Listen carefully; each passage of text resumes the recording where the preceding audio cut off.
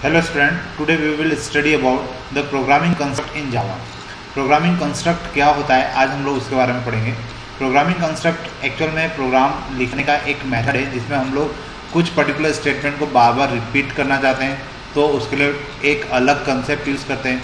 अगर हमें बीच में कोई कंडीशन देना होती है तो हम उसके लिए एक अलग कंसेप्ट यूज़ करते हैं। तो यही लॉजिक हमें आज के लेक्चर्स में देखने को मिलेगा। तो हम स्टार्ट करते हैं। Programming construct in Java. In general, a program is executed from beginning to end, but sometimes it requires to execute the program selectively or repeatedly as per defined condition. देखिए, जब हम लोग कोडिंग करते हैं या हम लोग प्रोग्राम लिखते हैं तो हमेशा जो प्रोग्रामिंग होती है वो स्टार्टिंग से एंड तक की होती है। लेकिन कितनी बार जब हम लोग प्रोग्राम को एग्जीक्यूट करते हैं तो कुछ पर्टिकुलर स्टेटमेंट, कुछ कंडीशंस ऐसी होती हैं जहाँ पर हमें स्टेटमेंट को रिपीट करना होता है या कुछ कंडीशंस के अकॉर्डिंग हमें जो कोड हमने लिखा है उसको एग्जीक्यूट करना होता है। Such construct are called control statement. इन्हीं कंस्ट्रक्ट को हम लोग कंट्रोल स्टेटमेंट बोलते हैं। तो सबसे पहला जो कंट्रोल कंस्ट्रक्ट होता है, प्रोग्रामिंग कंस्ट्रक्ट जो होता है उसको हम लोग सीक्वेंस बोलते हैं। जो हम लोग जावा का प्रोग्राम लिखते हैं उसको हम अलग अलग कैटेगरी में डिवाइड कर देते हैं, जिसमें से पहला होता है sequence. Statement are executed in top down sequence. हम लोग जब भी स्टेटमेंट लिखते हैं, जब भी हम लोग कोडिंग करते हैं तो उसमें लिखे जाने वाले स्टेटमेंट हमेशा टॉप डाउन सीक्वेंस में लिखे जाते हैं। मीन्स पहले आप कोडिंग लिखेंगे, उसके बाद वाली लाइन, उसके बाद वाली लाइन, उसके बाद वाली लाइन, इस प्रकार से हम लोग एट द एंड प्रोग्रामिंग करते हुए चले जाएंगे। फिर एक और होता है सिलेक्शन, जिसको हम लोग कंडीशनल भी बोलते हैं। कंडीशनल स्टेटमेंट में हम लोग जब कोडिंग करते हैं तो वहाँ पे हम कुछ सिचुएशन, कुछ कंडीशंस डाल देते हैं कि अगर पर्टिकुलर स्टेटमेंट कंडीशन ट्रू होती है तो पर्टिकुलर टास्क कंप्लीट होना चाहिए, और अगर कंडीशन फॉल्स हो जाती है तो उसके बिहाफ पर कोई दूसरा टास्क कंप्लीट या दूसरा स्टेटमेंट एग्जीक्यूट होना चाहिए। तो ये जो सिचुएशन होती है इसको हम लोग बोलते हैं सिलेक्शन या कंडीशनल। अब यहाँ पर हम लोग क्या करते हैं, इसके लिए हम लोग यूज़ करते हैं इफ़ और इफ एल्स या स्विच कंस्ट्रक्ट को। थर्ड होता है इटरेशन। इटरेशन को लूपिंग के नाम से भी जाना जाता है। Statement is executed multiple times repetitions till the defined condition true और फॉल्स। इसमें हम लोग जब कोडिंग करते हैं तो यहाँ पर हम लोग नोटिस करते हैं कि कुछ पर्टिकुलर स्टेटमेंट बार बार रिपीट होते हैं और उन्हें मल्टीपल टाइम्स ऑफ रिपीटेशंस में डालने के लिए हम लोग लूप का यूज़ करते हैं। और लूप जो होते हैं, एक तो फॉर लूप होता है जो सबसे ज़्यादा यूज़ में आता है, वाइल लूप होता है जो कि फॉर लूप का ही अल्टरनेटिव होता है, और एक होता है डू वाइल लूप। तो हमें यहाँ पे 3 टाइप के लूप भी पढ़ना है, और सिलेक्शन की बात करें तो हमें 3 टाइप के सिलेक्ट स्टेटमेंट भी पढ़ना है। तो अपन आज देखते हैं कि किस प्रकार से हम लोग कोडिंग कर सकते हैं या उसमें कंस्ट्रक्ट को यूज़ कर सकते हैं। पहला सीक्वेंस कंस्ट्रक्ट जो अभी हमने देखा था, जिसमें स्टेटमेंट, पहला स्टेटमेंट लिखा जाता है, दूसरा स्टेटमेंट लिखा जाता है, तीसरा स्टेटमेंट लिखा जाता है, और यहाँ पे सीक्वेंस कंस्ट्रक्ट इसे कहा जाता है। एक और होता है जिसको हमने सिलेक्शन कंस्ट्रक्ट नाम दिया था। सिलेक्शन कंस्ट्रक्ट के अंदर हम लोग क्या करते हैं, सबसे पहले कोडिंग करते करते बीच में कोई कंडीशन आ गई तो एक कंडीशन बीच में हम लोग डाल देते हैं, और अगर वो कंडीशन ट्रू हो जाती है तो हम लोग राइट हैंड साइड पे आप लोग देख सकते हैं, अगर ट्रू है तो हम लोग राइट हैंड साइड पे लिखे हुए स्टेटमेंट की तरफ चले जाते हैं और वापस से वो स्टेटमेंट फुलफिल कर कर हम लोग नीचे जहाँ पर हमारी नेक्स्ट स्टेप होती है वहाँ पे आ जाते हैं। और अगर कंडीशन फॉल्स हो जाती है तो उस कंडीशन में, कंडीशन के नीचे आप लोग देख सकते हैं यहाँ पे फॉल्स के लिए स्टेटमेंट लिखें, तो फॉल्स वाले स्टेटमेंट पर हम लोग चले जाते हैं, ये स्टेटमेंट एग्जीक्यूट होते हैं और हम लोग नीचे जो नेक्स्ट स्टेप होती है वहाँ पर पहुँच जाते हैं। तो इस प्रकार से कंडीशंस का यूज़ हम लोग करते हैं हमारे प्रोग्रामिंग कंसेप्ट में।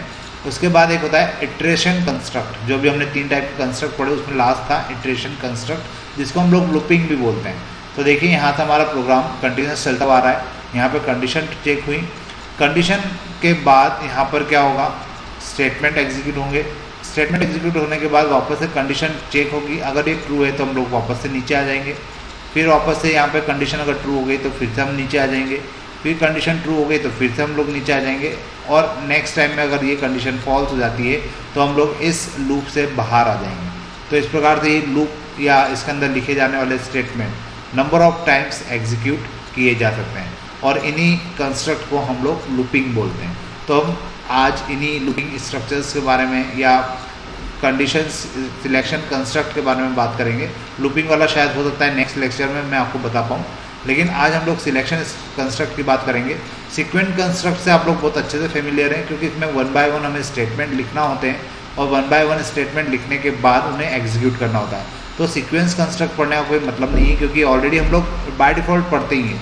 लेकिन आज हम लोग पढ़ेंगे सिलेक्शन कंस्ट्रक्ट और देखते हैं सिलेक्शन कंस्ट्रक्ट के अंदर क्या क्या कंसेप्ट हम लोग यूज़ करते हैं। सबसे पहला जो सिलेक्शन स्टेटमेंट होता है या सिलेक्शन कंस्ट्रक्ट होता है वो होता है इफ़, केवल if. The if statement is use to test a condition. If the condition is true the statement are executed, otherwise they are ignored. देखिए यहाँ पे इफ़ जो सिलेक्शन कंस्ट्रक्ट हमें दिया हुआ है, इस सिलेक्शन कंस्ट्रक्ट के अंदर हम लोग इफ़ की कंडीशन को चेक करते हैं। इफ़ के अंदर लिखी गई एक कंडीशन होती है जिसको हम लोग चेक करते हैं। अगर वो स्टेटमेंट ट्रू हो जाता है तो उस अंदर लिखे गए स्टेटमेंट, उसके ब्लॉक के अंदर लिखे गए जो स्टेटमेंट है वो एग्जीक्यूट होते हैं, और अगर वो फॉल्स हो जाता है तो उस कंडीशन में उसको इग्नोर कर दिया जाता है। मतलब यहाँ पे कोई दूसरा ऑप्शन हमारे पास नहीं है, यहाँ पे केवल एक ही ऑप्शन है। अगर वो कंडीशन ट्रू हो गई तो इफ़ स्टेटमेंट के अंदर लिखे गए कंस्ट्रक्ट को आपको क्या करना है, एग्जीक्यूट करना है। और अगर वो कंडीशन फॉल्स हो गई तो आपको इफ़ के अंदर लिखे गए जो स्टेटमेंट है उसको इग्नोर करना है। The condition may be simple और कॉम्प्लेक्स यूजिंग एंड और etcetera and must be enclose in the parenthesis. देखिए यहाँ पे हम लोग क्या बात करेंगे कि जो कंडीशंस लिखी जाती है इफ़ के अंदर वो कैसी होती है, सिंपल भी हो सकती है, कॉम्प्लेक्स भी हो सकती है। उसमें हम लोग एंड ऑपरेटर का यूज़ भी कर सकते हैं और ऑपरेटर का भी यूज़ कर सकते हैं, और हमेशा कंडीशन को पैरेंथेसिस के अंदर क्लोज किया जाता है। आप नीचे यहाँ पे सिंटेक्स देख सकते हैं, ये जो है ये सिंटेक्स कहलाता है। इस सिंटेक्स को आपको याद रखना है, और अगर आपसे इफ़ कंडीशन पूछी जाती है तो आपको ये सिंटेक्स बनाना होगा, तब जाके आपको पूरे नंबर्स मिलेंगे, क्योंकि एक्चुअल में ये सिंटेक्स ही मेन है। यहाँ पे सिंटेक्स से हमें समझ में आ रहा है कि इफ़ कंडीशन हमने लिखी और उसके अंदर हम लोग यहाँ पे कंडीशन लिखते हैं। कंडीशन को देखिए यहाँ पे ब्रैकेट से बंद किया हुआ है। ये जो ब्रैकेट अपन बात कर रहे थे कि इसको हमेशा पैरेंथेसिस से क्लोज किया जाता है। Expression defined as condition must be evaluated as true और फॉल्स। यहाँ पे जो कंडीशन होती है वो इवेल्युएट होती है। अगर वो ट्रू है तो हम लोग इफ़ के अंदर लिखे हुए जो स्टेटमेंट होंगे, यहाँ पर नंबर ऑफ स्टेटमेंट हो सकते हैं, ये नंबर ऑफ स्टेटमेंट एग्जीक्यूट हो जाएंगे अगर कंडीशन ट्रू हो जाती है, और अगर कंडीशन फॉल्स हो जाती है तो ये इफ़ के अंदर लिखे गए स्टेटमेंट इग्नोर कर दिए जाएंगे। तो उस कंडीशन में हम लोग यहाँ पे इफ़ कंडीशन का यूज़ कर सकते हैं। देखिए अब उसी के ऊपर दो प्रोग्राम बने हुए हैं, हम लोग इसमें से कोई एक प्रोग्राम अच्छे से समझ लेते हैं, क्योंकि अगर आप लोग एग्ज़ाम में ये प्रोग्राम करके आएंगे, इसमें से आप अगर ये ऊपर वाला प्रोग्राम कर देंगे तो ज़्यादा बेस्ट है, क्योंकि आप लोगों के लिए काफ़ी ईजी भी है। देखिए इसमें क्या कंडीशन है, इफ़ तो हमारी कंडीशन स्टेटमेंट हो गया, सिलेक्शन स्टेटमेंट हो गया। इसमें लिखा है नम एक वेरिएबल है जिसकी वैल्यू ग्रेटर देन 0 है। अब नम की वैल्यू अगर ग्रेटर देन 0 है तो उस कंडीशन में हम लोग क्या कर सकते हैं, हम लोग अगर कंडीशन ट्रू हो जाती है तो हम लोग अंदर आ जाएंगे। यहाँ पे जे लेवल 1 एक हमने कंपोनेंट लिया हुआ है और उसके ऊपर हमने सेट टेक्स्ट किया है नंबर इज़ पॉजिटिव। मतलब यहाँ पे क्या प्रिंट हो जाएगा, नंबर इज़ पॉजिटिव। और अगर नंबर लेस देन 0 हुआ या इक्वल टू 0 हुआ तो ये जो कंडीशन है ये इग्नोर हो जाएगी, और ये जो स्टेटमेंट हम लोग लिखा हुआ दिखाना चाहते हैं ये प्रिंट नहीं होगा। वैसे ही एक और एग्जांपल है जिसको आप लोग याद नहीं रखे तो चलेगा, केवल मुझे आपको समझाना है इसलिए वो एग्जांपल यहाँ पे है। If CH is greater than equal to 0, ये 0 जो है ये 0 नहीं है, ये एक्चुअल में O है। मतलब यहाँ पे उसकी जो आस्क की वैल्यू है वो चेक हो रही है, क्योंकि यहाँ पे सिंगल कोट लगा है। And CH less than equal to 9, इसकी भी आस्क की वैल्यू चेक हो रही है। तो अगर CH एक वेरिएबल है जिसकी वैल्यू इक्वल टू आस्क की वैल्यू ऑफ 0 एंड CH एक वेरिएबल है जिसकी आस्क की वैल्यू इज इक्वल टू 9, अगर इन दोनों के बीच में कोई वैल्यू है, यहाँ पे बीच में क्या लगा है, एंड ऑपरेटर, तो एंड ऑपरेटर का भी हम लोग यूज़ कर सकते हैं। एंड ऑपरेटर से हम लोग जो कंडीशन है उसको थोड़ा सा कॉम्प्लेक्स भी बनाकर मल्टीपल चीज़ें एक साथ चेक कर सकते हैं। तो अगर CH की वैल्यू 0 से 9 के बीच में है तो हमें क्या प्रिंट होता हुआ दिखेगा, इट इज़ अ डिजिट। और अगर ये कंडीशन फॉल्स होती है, मतलब इसके अंदर इस इफ़ के अंदर लिखी गई कंडीशन अगर फॉल्स होती है तो इफ़ स्टेटमेंट इग्नोर हो जाएगा, इसके अंदर लिखा हुआ स्टेटमेंट एग्जीक्यूट नहीं होगा। ये आपको चीज़ें ध्यान रखना है। तो यहाँ पर अभी हमने क्या पढ़ा, इफ़ कंडीशन पढ़ा, इसको इफ़ स्टेटमेंट भी कहा जाता है, इफ़ कंडीशन भी कहा जाता है, सिलेक्शन कंस्ट्रक्ट भी कहा जाता है। ठीक है, अब इसके बाद हम लोग बात करते हैं इफ़ एल्स की।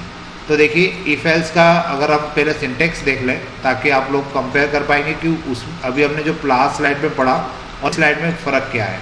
यहाँ पे देखिए इफ़ कंडीशन तो दी है, साथ में इसका एल्स पार्ट भी दिया है। मतलब अगर इफ़ कंडीशन आपकी ट्रू होती है, मतलब इफ़ के अंदर लिखी गई कंडीशन अगर ट्रू हो जाती है तो उस इफ़ के ब्लॉक के अंदर लिखे गए स्टेटमेंट एग्जीक्यूट होंगे। और अगर एल्स ये कंडीशन अगर फेल्स हो जाती है तो हम इफ़ को छोड़कर कहाँ पे आ जाएंगे, एल्स पर, और एल्स में लिखे हुए स्टेटमेंट एग्जीक्यूट होंगे। मतलब यहाँ पे हमारे पास एक ऑप्शन हो जाता है कि हम यहाँ पे दो कंडीशन दे सकते हैं। पहली कंडीशन अगर फेल हो गई तो उसी का नेगेटिव इफेक्ट, मतलब उसका जो एल्स पार्ट है वो एग्जीक्यूट हो जाएगा, और अगर इफ कंडीशन ट्रू हो गई तो इफ वाला जो स्टेटमेंट है वो एग्जीक्यूट हो जाएगा। मतलब यहाँ पे सीधा सा कंसेप्ट है कि यहाँ पे हम लोग दो कंडीशंस के बेसिस पर स्टेटमेंट को एग्जीक्यूट करवा सकते हैं। जबकि जो लास्ट स्लाइड थी जहाँ पे हमने केवल इफ पढ़ा था, इफ के अंदर हम लोग केवल और केवल एक ही कंडीशन को चेक कर सकते हैं। अगर वो कंडीशन ट्रू है तो ठीक है, वो स्टेटमेंट एग्जीक्यूट हो जाएंगे, और अगर वो कंडीशन फॉल्स हो जाती है तो इफ़ स्टेटमेंट पूरा ही इग्नोर हो जाएगा। तो इस प्रकार से अगर हमें एक कंडीशन देना हो तो हम लोग इफ करते हैं, और हमें मल्टीपल कंडीशंस का यूज़ करना होता है तो हम लोग इफ़ एल्स का यूज़ करते हैं। अब देखिए अपन इसकी थ्योरी पढ़ते हैं। ये सिंटेक्स आपको याद रखना है, ये सिंटेक्स आपको एग्जाम में बना के आना है अगर आपको इफ़ या इफ़ एल्स पूछा जाता है, क्योंकि सिंटेक्स अगर आप लोग बनाते हैं तो आपका क्वेश्चन की लेंथ अपने आप बड़ी हो जाएगी और आपको एक्सप्लेन करना भी काफ़ी ईजी हो जाएगा। The if else also test condition. If else भी क्या करता है, कंडीशन को टेस्ट करता है। If defined condition is true the statement in true block are executed, otherwise else block is executed. देखिए यहाँ पे इफ के अंदर जो कंडीशंस लिखी गई है वो कंडीशन क्या होती है, चेक होती है। अगर वो ट्रू है तो स्टेटमेंट जो ट्रू ब्लॉक में लिखे गए, मतलब इफ कंडीशन इफ ब्लॉक में जो स्टेटमेंट लिखे गए हैं वो एग्जीक्यूट होंगे। और अगर यहाँ पर कंडीशन क्या हो जाती है, फॉल्स हो जाती है, तो उस कंडीशन में जो एल्स ब्लॉक के अंदर लिखे गए स्टेटमेंट है वो एग्जीक्यूट होते हैं। तो हमने सिंटेक्स तो देख ही लिया है और इसको स्टेटमेंट को भी हमने पढ़ लिया है। अब देखिए इसके ऊपर एक एग्जाम्पल, दो एग्जाम्पल है यहाँ पर, हम लोग दोनों एग्जाम्पल देख सकते हैं। आपको जो एग्जाम्पल इसमें से ईजी लगे, आप लोगों को समझ में आप बना सके, वो आप याद कर लीजिए। क्योंकि जैसा मैंने अभी थोड़ी देर पहले भी कहा था, अगर आपको इफ़ स्टेटमेंट आता है या इफ एल्स आता है तो आपको उस बारे में एक या दो लाइन तो लिखना ही है, साथ में उसका आपको सिंटेक्स भी बनाना है। फिर इफ़ की बात करें, एग्जांपल देखते हैं अपन। If number is greater than 0, अगर नम नाम का एक वेरिएबल है जिसके अंदर कोई वैल्यू हमने यूज़र से एंटर करवाई है और वो वैल्यू ग्रेटर देन 0 है, तो क्या प्रिंट होगा, number is positive. Same statement हमने लास्ट में भी देखा था। और अगर ये कंडीशन फेल हो जाती है तो यहाँ पे इफ़ के अंदर लिखा गया स्टेटमेंट एग्जीक्यूट नहीं होता और कंडीशन को इग्नोर करके हमारा जो कंपाइलर है वो नेक्स्ट स्टेप पे चला जाता है। लेकिन अब हम लोग क्या कर सकते हैं, यहाँ पे हमने इफ एल्स का यूज़ किया है। इफ एल्स के यूज़ करने से क्या हो रहा है कि इफ़ वाली कंडीशन अगर फेल हो जाती है तो उस कंडीशन में हम लोग यहाँ पे क्या करेंगे, यहाँ पर हम लोग अगर इफ़ वाली कंडीशन फेल हो गई तो एल्स वाला ब्लॉक एग्जीक्यूट हो जाएगा और उसमें जो स्टेटमेंट लिखा होगा वो एग्जीक्यूट होकर आपको आउटपुट देगा। और यहाँ पे हमें क्या मिलेगा, नंबर इज़ 0 और नेगेटिव। मतलब नम की वैल्यू अगर ग्रेटर देन 0 तो नंबर इज़ पॉजिटिव, और अगर नम की वैल्यू ग्रेटर देन 0 नहीं है, मतलब ये अगर फॉल्स है, इसका मतलब क्या हुआ कि नम की वैल्यू 0 से बड़ी नहीं है, तो उस कंडीशन में क्या प्रिंट होना चाहिए, नंबर इज़ 0 और नेगेटिव। तो इस प्रकार से हम लोग एल्स ब्लॉक का भी यूज़ करके दो कंडीशन को एक साथ दे सकते हैं या दो टाइप के अलग अलग स्टेटमेंट को एग्जीक्यूट करवा सकते हैं।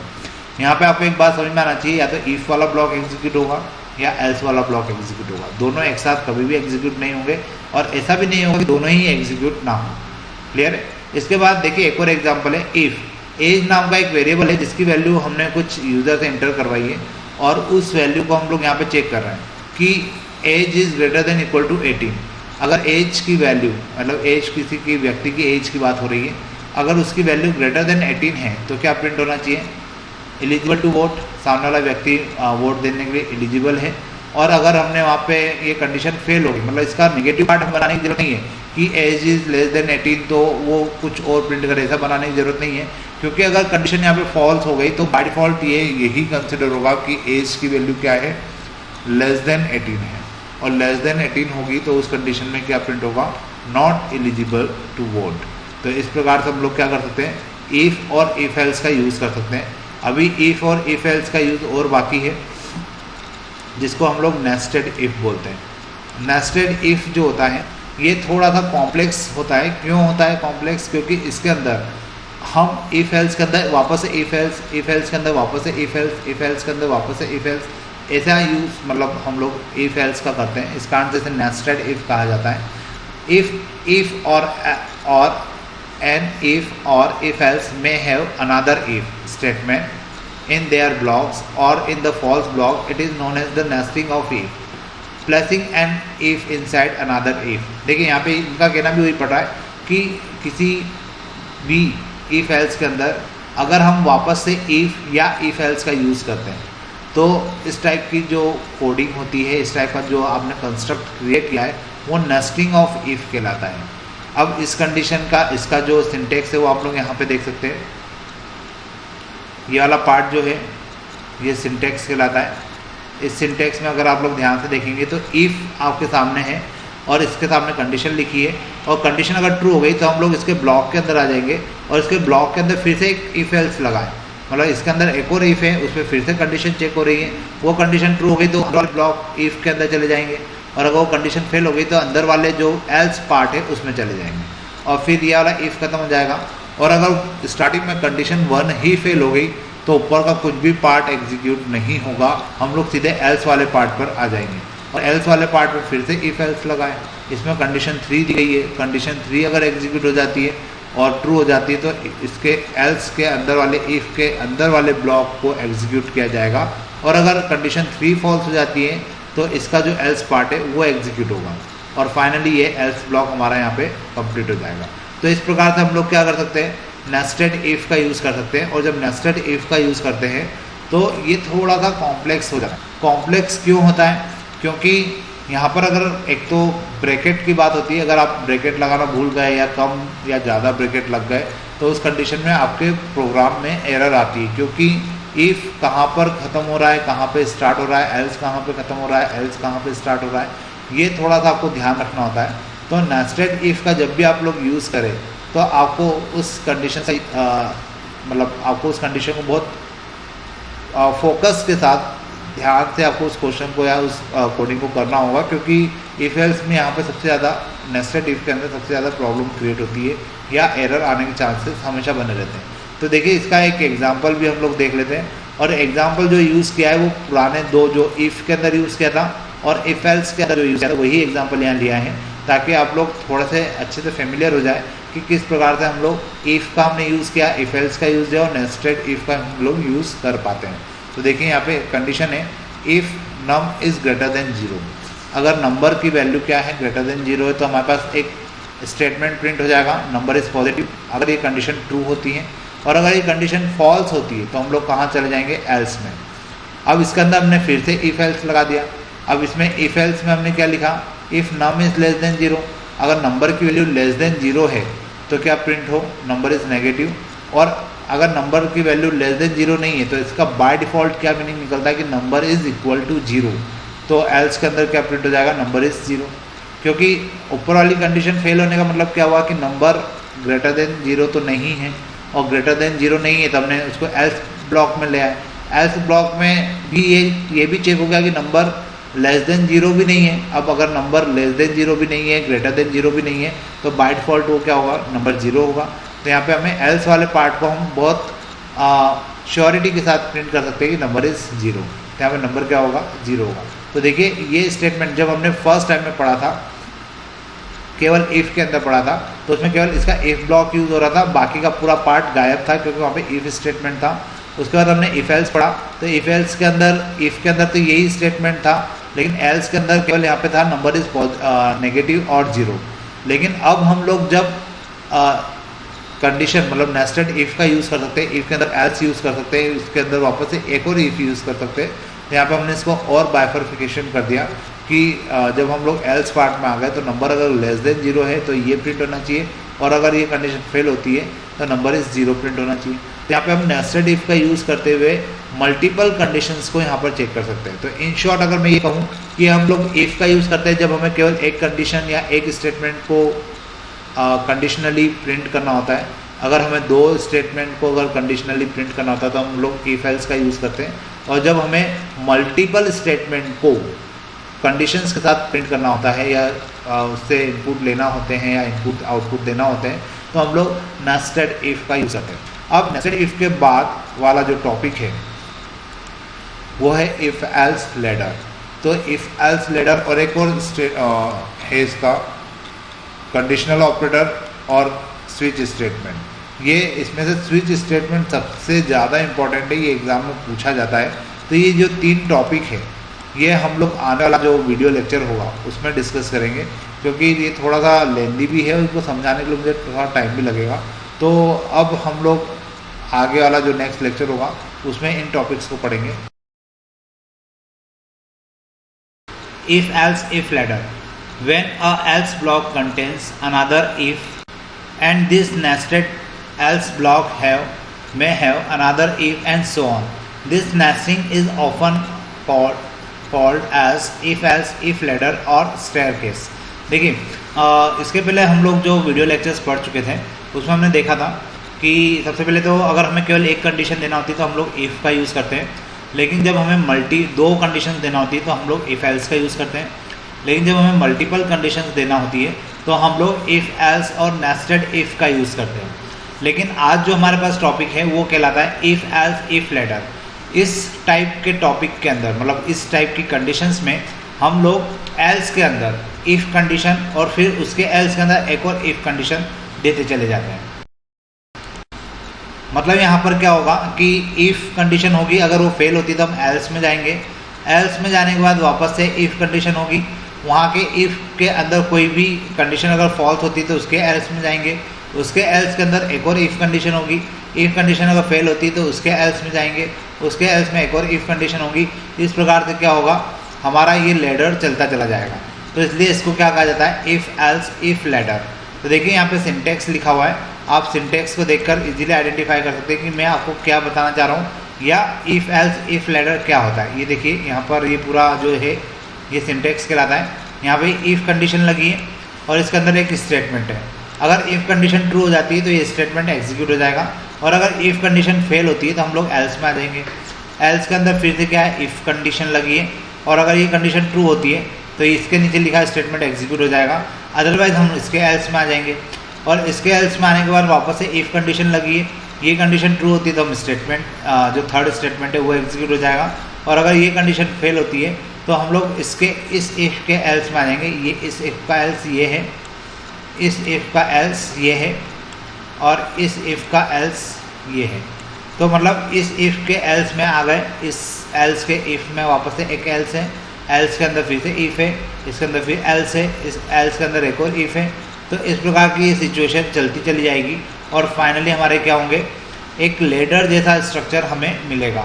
और इस लेडर जैसे स्ट्रक्चर को ही हम लोग क्या बोलते हैं, इफ़ एल्स इफ़ लेडर, क्योंकि इसी में हमें क्या पता चलता है कि कुछ कंडीशंस जब हम लोग देना चाहते हैं तो मल्टीपल कंडीशंस हम लोग देना चाहते हैं तो हम लोग इफ़ एल्स इफ़ लेडर का यूज़ करते हैं। जैसे मैं आपको एक बहुत सिंपल सा एग्जांपल बताऊं, हम लोगों ने एक प्रैक्टिकल किया था जिसमें स्टूडेंट की ग्रेड को लेकर हमने प्रैक्टिकल बनाया था।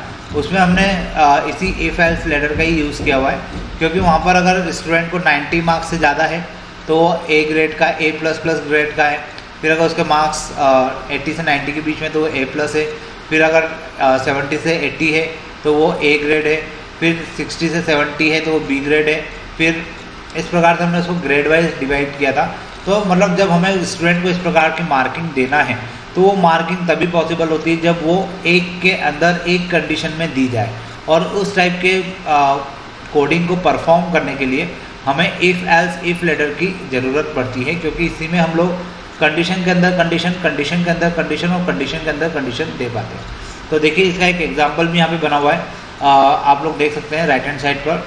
If day is equal to 1 तो क्या प्रिंट होगा, संडे। और अगर डे इक्वल टू 1 नहीं है तो हम लोग आ जाएंगे एल्स में। तो फिर हो सकता है डे इक्वल टू 2 हो, और डे इक्वल टू 2 है तो प्रिंट हो जाएगा मंडे।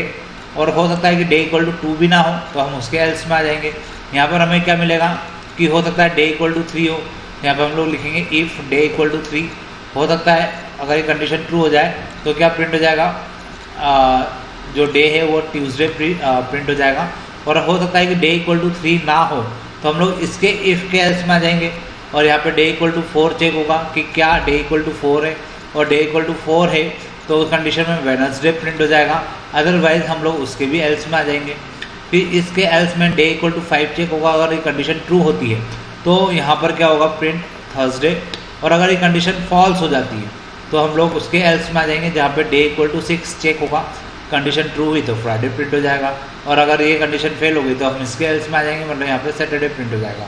तो इस प्रकार से हम लोग इफ़ एल्स इफ़ लैडर का यूज़ कर सकते हैं। और जब इफ़ एल्स इफ़ लैडर का यूज़ करते हैं तो उस कंडीशन में क्या होता है कि हम लोग जो कोडिंग करते जा रहे हैं वो लेडर शेप में होती है। लेडर शेप में मतलब स्टेयर केस के फॉर्म में होती है, और वो स्टेयर केस के फॉर्म में होती है। इसी कारण से इसे कहा जाता है if else if ladder. Ladder इसी कारण से इसको कहा जा रहा है क्योंकि यहाँ पे जो कोडिंग होती है वो एल्स के ब्लॉक के अंदर इफ़ एल्स, और फिर नेक्स्ट एल्स के अंदर वापस से इफ़ एल्स, फिर नेक्स्ट एल्स के अंदर फिर इफ़ एल्स। इस प्रकार की कोडिंग यहाँ पे परफॉर्म की जाती है। तो इसी कारण से इसको इफ़ एल्स इफ़ लेडर कहा जाता है। तो ये मल्टीपल इफ़ एल्स का यूज़ करने के लिए हम लोग ये कोडिंग यूज़ करते हैं। तो अभी तक हम लोगों ने जो पढ़ा था उसके अकॉर्डिंग हमने एक इफ़ कंडीशन को पढ़ा, एक इफ़ एल्स को पढ़ा, एक नेस्टेड इफ़ को पढ़ा, और अभी हम लोगों ने पढ़ा if else if ladder.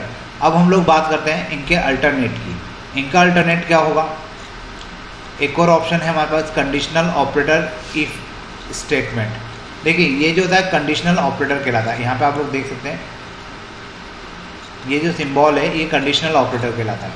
The conditional operator may be used alternative to the if else statement in Java. यहाँ पर हम लोग कंडीशनल ऑपरेटर का यूज़ करते हैं। कब करते हैं? As a alternative. किसका अल्टरनेटिव? इफ एल्स स्टेटमेंट का।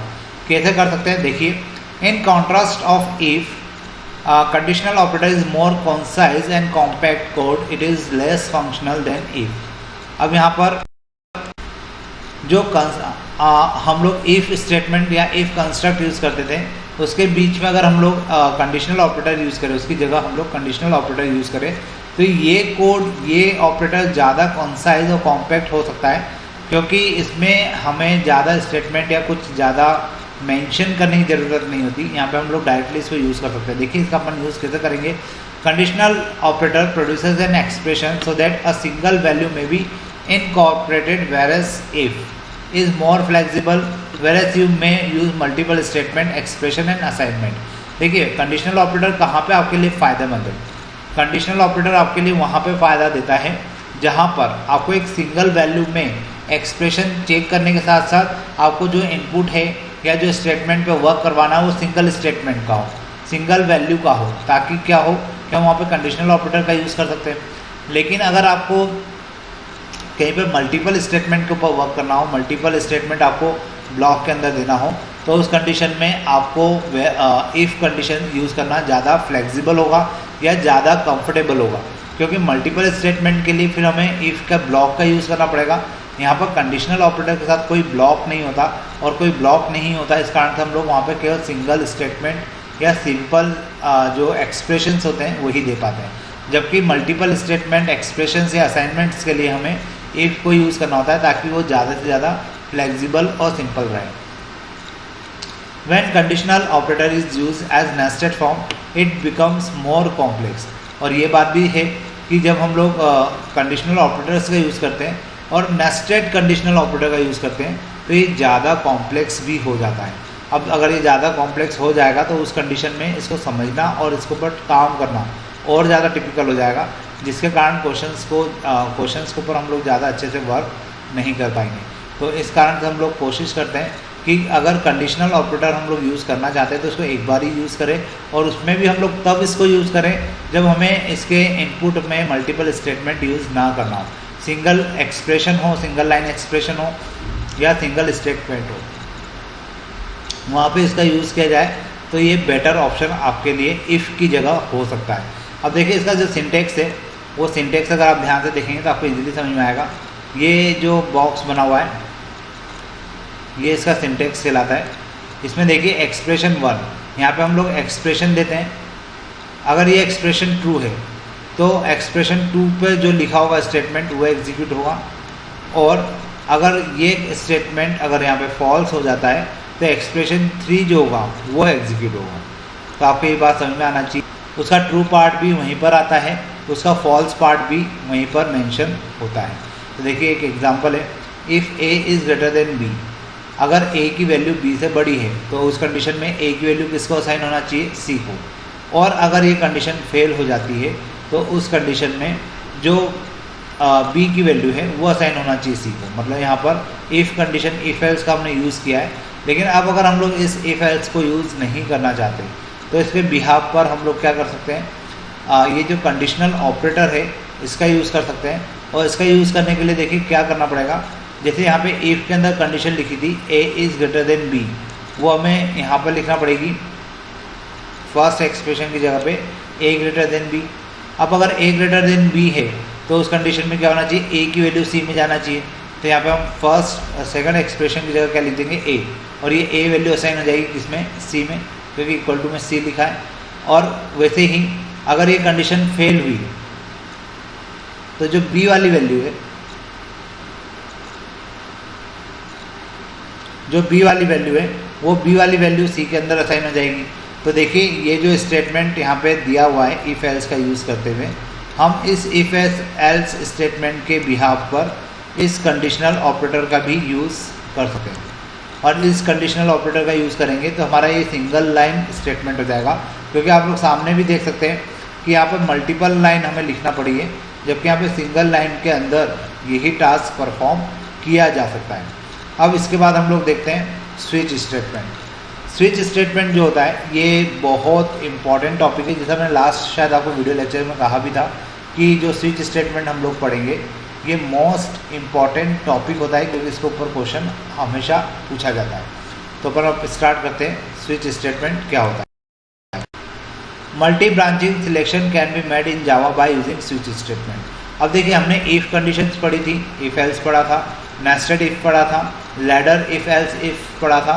तो ये जो 4 स्टेटमेंट हमने पढ़े थे, ये 4 स्टेटमेंट का यूज़ होता है अलग अलग कंडीशंस को परफॉर्म करने के लिए। जैसे इफ़ का यूज़ होता है केवल आपके पास एक कंडीशन हो और उस एक कंडीशन को आपको क्या करना हो, प्रिंट करना हो। लेकिन जब आपको 2 कंडीशंस को प्रिंट करना है, 2 कंडीशन का 2 स्टेटमेंट को आपको एग्जीक्यूट करना हो, तो हम लोग इफ़ एल्स का यूज़ करते हैं। जब आपको मल्टीपल जो सिचुएशन है या स्टेटमेंट है उनको एग्जीक्यूट करना हो तो हम लोग इफ़ एल्स नेस्टेड इफ़ का यूज़ करते हैं। और अगर हमें लेडर टाइप स्टेटमेंट यूज़ करना है तो इफ़ एल्स इफ़ लेडर का यूज़ करते हैं।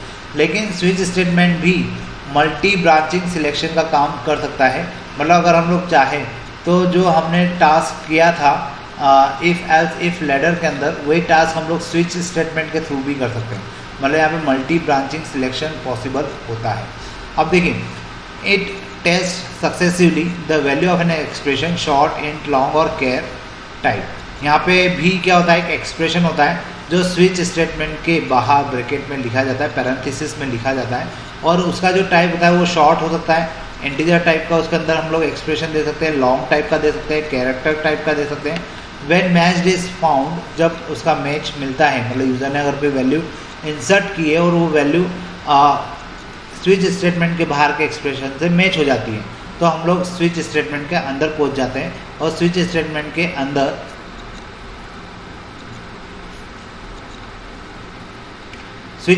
के अंदर अलग अलग वैल्यूज़ होती है, और उन वैल्यूज़ के अकॉर्डिंग जो केस होते हैं, पर्टिकुलर केस, वो एग्जीक्यूट होते हैं। तो देखिए यहाँ पे अपन पहले तो सिंटेक्स देखते हैं। ये स्विच स्टेटमेंट लिखा है और इस स्विच स्टेटमेंट के बाहर एक एक्सप्रेशन है। ये सिंटेक्स, आपको ये सिंटेक्स एज इट इज़ बनाना है। यहाँ पर एक्सप्रेशन की वैल्यू यूज़र द्वारा दी जाती है, और ये जो वैल्यू होती है अगर ये ट्रू हो जाती है तो उसके थ्रू हम लोग अलग अलग यहाँ पर केस में एंटर हो जाते हैं। अगर यूज़र ने यहाँ पे 1 दिया है तो केस फर्स्ट एक्टिवेट हो जाता है। केस फर्स्ट अगर एक्टिवेट हुआ है तो उसके अंदर लिखा गया स्टेटमेंट एग्जीक्यूट होगा, और वो स्टेटमेंट एग्जीक्यूट होने के साथ वहीं पर हम ब्रेक कीवर्ड का यूज़ करते हैं। ब्रेक कीवर्ड आपको सीधे स्विच केस से बाहर निकाल देता है, मतलब इस केस फर्स्ट के नीचे लिखे गए स्टेटमेंट एग्जीक्यूट नहीं होते। अब अगर यूज़र ने यहाँ पे 2 दिया है तो सेकंड केस एक्टिवेट हो जाएगा, और सेकंड केस एक्टिवेट होगा तो उसके अंदर लिखे गए स्टेटमेंट एग्जीक्यूट होंगे, और स्टेटमेंट एग्जीक्यूट होने के बाद यहाँ पे लास्ट स्टेटमेंट के तौर पर हम लोग ब्रेक कीवर्ड का यूज़ करते हैं।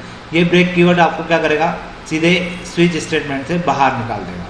वैसे ही अगर यूज़र ने यहाँ पे 3 डाला होगा तो केस 3 एक्टिवेट हो जाएगा, और उसके अंदर लिखे गए स्टेटमेंट जो होंगे वो एक्टिवेट होंगे, और वो जब एक्टिवेट होंगे तो उसके बाद वहाँ पे हमने वापस से ब्रेक कीवर्ड का यूज़ किया है।